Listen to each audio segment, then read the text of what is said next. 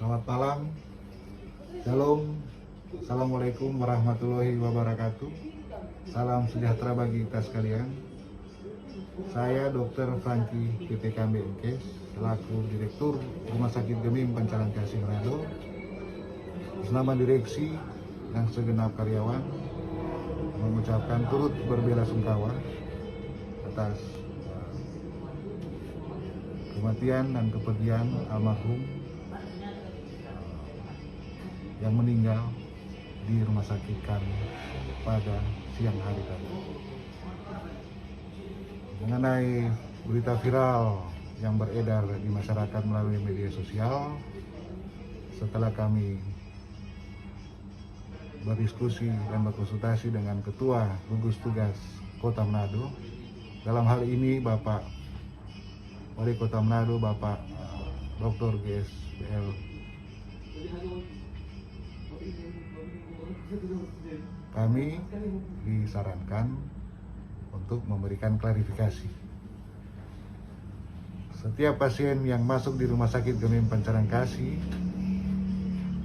ODP, PDP, dan COVID-19 terkonfirmasi, pada saat masuk itu langsung kami notifikasi ke Dinas Kesehatan Kota Manado oleh gugus tugas dan Dinas Kesehatan Provinsi oleh gugus tugas di Provinsi Sulawesi Utara. Dan selama dalam penanganan dan perawatan, apabila pasien ini meninggal, kami juga harus menotifikasi atau memberitahukan ke gugus tugas Dinas Kesehatan, gugus tugas Kota Manado, dalam hal ini Dinas Kesehatan Manado, dan gugus tugas Provinsi Sulawesi Utara, dalam hal ini Dinas Kesehatan Provinsi Sulawesi Utara. Dan apabila pasien PDP, ODP, COVID-19 terkonfirmasi meninggal, ada protokol yang digunakan, yaitu protokol jenazah pasien COVID-19 karena dalam keadaan wabah. Jadi harus menggunakan protokol jenazah COVID-19.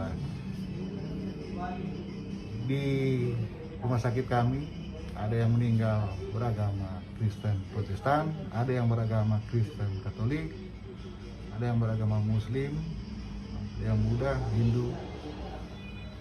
Tentu masing-masing ada penanganan sesuai dengan keyakinan agamanya. Kebetulan pasien ini beragama Muslim, jadi kami menggunakan Fatwa MUI tahun 2020 nomor 18 tentang pedoman pengurusan jenazah Muslim yang terinfeksi COVID-19. Di pasal 7 disebutkan jenazah bisa dimandikan, bisa dikafani dan disolatkan, tentu dengan atas dasar pertimbangan untuk memandikan dan mengkafani itu oleh petugas, dan untuk mensolatkan oleh pemuka agama yang beragama Muslim. Biasanya di kami dia kebijakan, karena ini bukan yang pertama, tentu karena yang mensolatkan, memandikan dan mengkafani menanggung risiko yang bisa terjadi, dalam hal ini tertular, maka dia harus menggunakan APD level 3, dalam hal ini APD lengkap.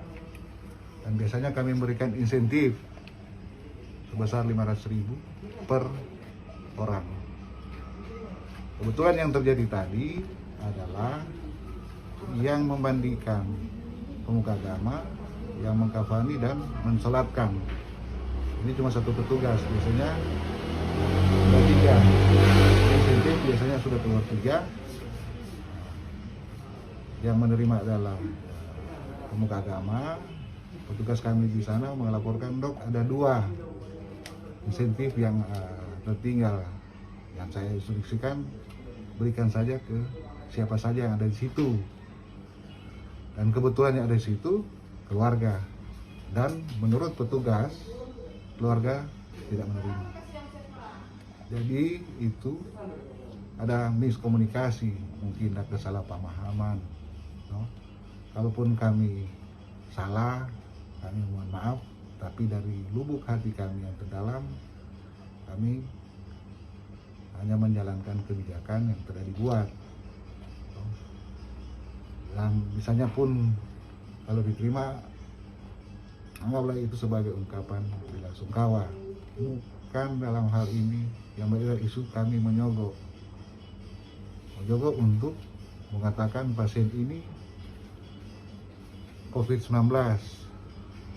Untuk menentukan pasien ini COVID-19, dia harus melakukan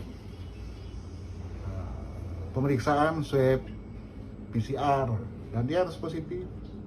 Sepanjang dia belum ada hasil, nggak bisa dia tentukan dia pasien ini COVID-19 atau konfirmasi. Di dalam hal ini pasien ini terdiagnosa sebagai PDP COVID-19.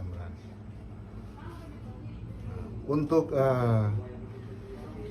protokol yang digunakan adalah harus protokol penanganan jenazah COVID-19.